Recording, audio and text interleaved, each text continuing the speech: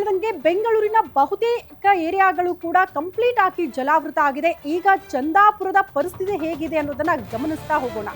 ರಣಮಳೆಗೆ ಮುಳುಗಿ ಹೋಗಿದೆ ರಾಜಧಾನಿ ಬೆಂಗಳೂರು. ಅರ್ಧಕರ್ಧ ಭಾಗಶಃ 3 ದಿನಗಳಿಂದ ಎಡಬಿಡದೆ ಸುರಿತಾ ಇರುವಂತಹ ವರುಣನಿಂದ ಜನ ಆತಂಕಕ್ಕೊಳಗಾಗಿದ್ದಾರೆ.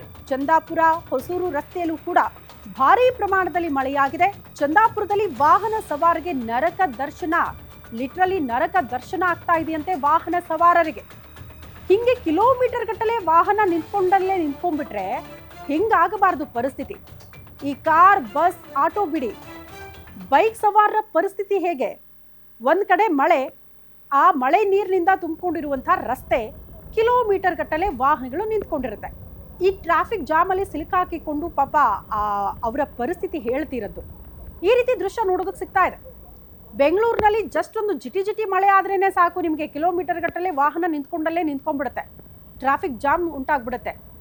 ಅವಾಗ್ಲೇನೆ ಜನ ಪರದಾಡ್ತಾರೆ. ಅಂಥದ್ರಲ್ಲಿ 3-4 ದಿನಗಳಿಂದ ಸುರಿದಿರುವಂತಹ ಮಳೆ, ಎಲ್ಲಿ ಬೇಕಲ್ಲೋ ನೀರು ನಿಂತ್ಕೊಂಡಿದೆ, ವಾಹನಗಳು ಮೂವ್ ಆಗ್ತಾ ಇಲ್ಲ, ಟ್ರಾಫಿಕ್ ಕಿರಿಕಿರಿ ಬೇರೆ, ಅದರ ಮಧ್ಯೆ ಜಿಟಿ ಮಳೆ, ಅದರ ಮಧ್ಯದಲ್ಲೇ ಕೆಲಸಕ್ಕೆ ಹೋಗಬೇಕು, ಇನ್ಯಾವುದೋ ಕೆಲಸದ ನಿಮಿತ್ತ ಹೋಗ್ತಿರ್ತಾರೆ. ಹಿಂಗಾಗಿ ಸಾಲುಗಟ್ಟಿ ವಾಹನಗಳು ನಿಂತ್ಕೊಂಡಿರುವಂತಹ ದೃಶ್ಯ ನೋಡ್ತಾ ಇದ್ದೀರಿ.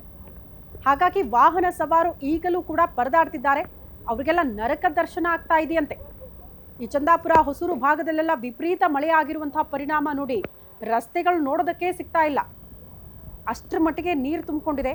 ರಸ್ತೆ ಮೇಲೆ ಈ ವಾಹನಗಳನ್ನ ಪಾರ್ಕ್ ಮಾಡಿರ್ತಾರಲ್ಲ, ಅದು ಕೂಡ ಅರ್ಧಕರ್ಧ ಮುಳುಗಡೆಯಾಗಿದೆ.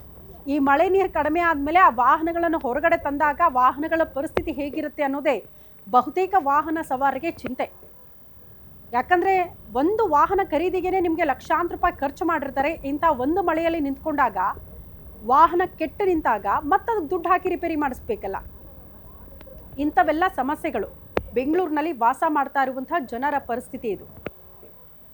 3 ಅಡಿಯಷ್ಟು ನೀರು ನಿಂತ್ಕೊಂಡಿದೆ ಅಂತೆ ನೋಡಿ ರಸ್ತೆ ಮೇಲೆ. ಹಿಂಗಾಗಿ ಗಂಟೆಗಟ್ಟಲೆ ಜಾಮ್ ಉಂಟಾಗುತ್ತೆ, ವಾಹನ ಸವಾರು ಪರದಾಡಬೇಕಾಗುತ್ತೆ. ಎಲ್ಲೂ ನೀರು ಹೋಗೋದಕ್ಕೆ ಜಾಗ ಇಲ್ಲ.